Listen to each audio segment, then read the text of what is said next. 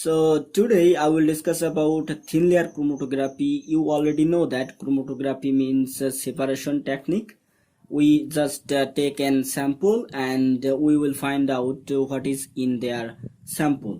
So in thin layer chromatography we get a sample like methanol solution, and we fixed a stationary phase, alumina or silica paste, and mobile phase also ethanol.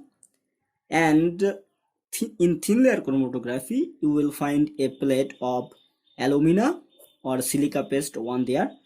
And first thing you need to know, just set a mark on that portion and set a mark on that portion and put that sample as little as possible in that portion and that portion. There is no limit that how much portion you should put that sample.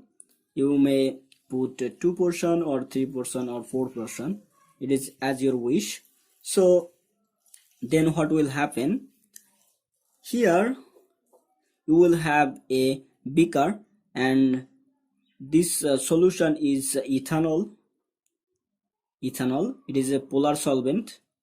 So this ethanol surface should be here, and this plate surface should above of the ethanol portion or surface, and you just leave that here for some times. Then what will happen, this sample will rise up, like A will be B, C, D, E and F. So how we can calculate B, D or F compound? Here you may find out the retardation factor value. So what it is, actually the distance from the sample rise, like A sample rise to B, for C, C to D, and for E, E to F. So count that distance, like for that sample A to B you should count, and the distance from X to Y you should count. Then you will find out the retardation factor by the ratio. Like if you get for that sample, like A to B distance is 1 centimeter, we just suppose it, and the value of distance X to Y is 4.5 centimeter. So you will find out for that A point the retardation factor is 1 divided by 4.5.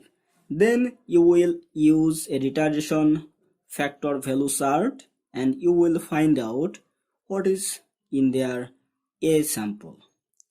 So here is another point, which one will rise the highest point and which one have the lowest point. As I mentioned above that the mobile phase is ethanol and it is a polar solvent. So like dissolve like, the sample which one is polar will rise the highest point, and the sample which one is non-polar is have the lowest point. So here you can see that this sample, methanol sample, has 3 sample and it has 3 different compounds in there, and this one is polar. We already know by that ethanol is polar, and so the highest point sample will be polar 2, and this one is non-polar. And we will find out what is in their A sample, C sample and E sample by the retardation factor value. So it is all about the thin layer chromatography. Thank you so much for being here.